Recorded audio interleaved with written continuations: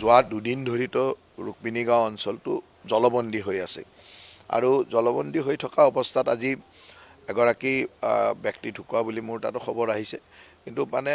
পানীৰ লগত ৰিলেটেড নহয় কিন্তু বেমাৰ আজাৰ যেতিয়া থাকে আৰু জলবন্দী হৈ থাকিলে ওলাই আনিবলৈও দিগদাৰ হয় আৰু হঠাৎ মেডিকেল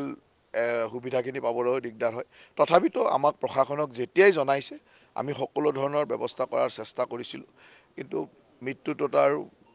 আমিও ক'ব নোৱাৰোঁ আৰু হয় সেই অঞ্চলটো আজি এনেকুৱা এটা অঞ্চল যে আজিৰ যিটো মানে চৰিয়া বুলি ক'লেও ভুল নহয় গোটেই চাৰিওফালৰ পানীটো আহি তাত সোমাই যায়